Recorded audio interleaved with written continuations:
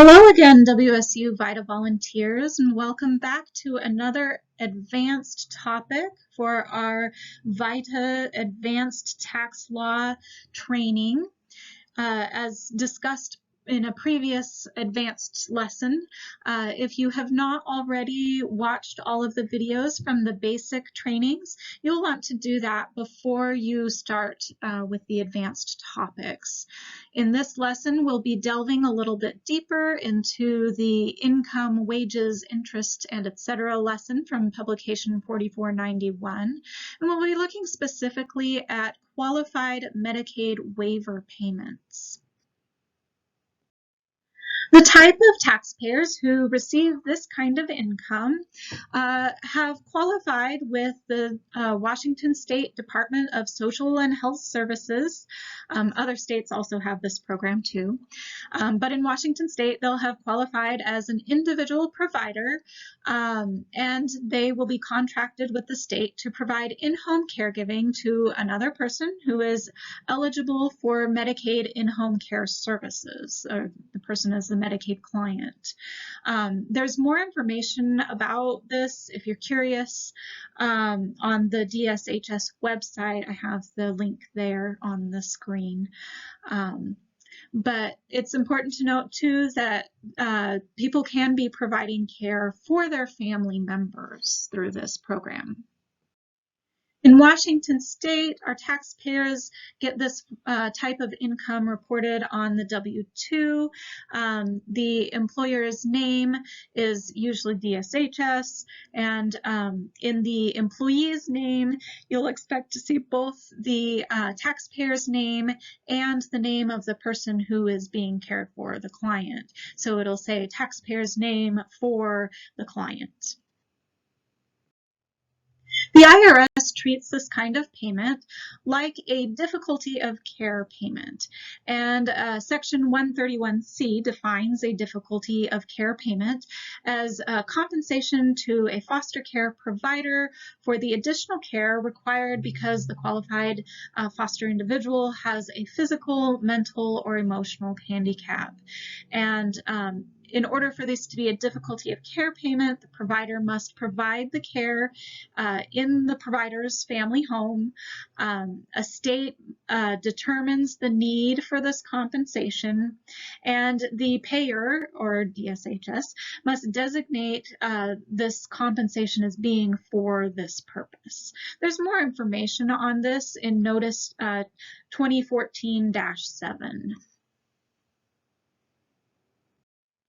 And what's special about these difficulty of care payments is that so long as the taxpayer and the client lived in the same home, this income is excludable to the taxpayer. However, if they lived in separate homes, then the income will be taxable.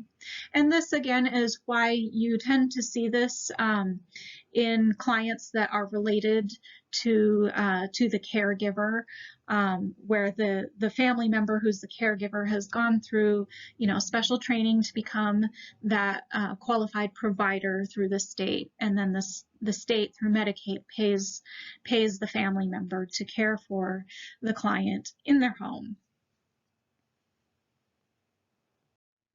And beyond just living in the same home, it is important to note that the qualified foster individuals that are living in this home, they can't exceed certain limits. So if these are individuals that are under the age of 19 years old, you can't exclude income when you are providing care, or the taxpayer is providing care, for more than 10. And if the individuals are 19 years of age or older, then that number drops down to 5.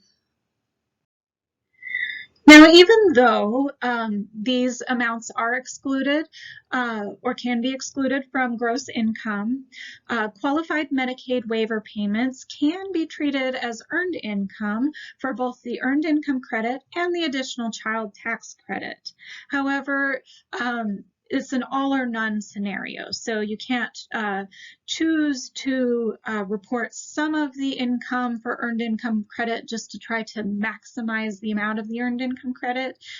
You either get to claim all of this income for earned income credit or none of the income for earned income credit.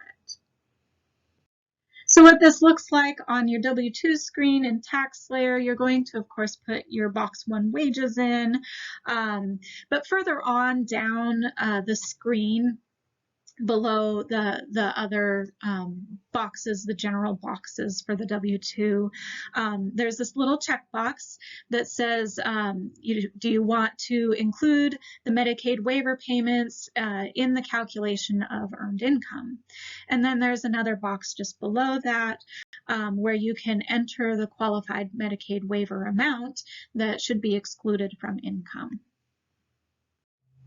So now that we've talked a little bit about our qualified Medicaid waiver payments and how they can be excluded from income, but also can be used as earned income for the earned income credit or for the additional child tax credit, here's what I want you to do.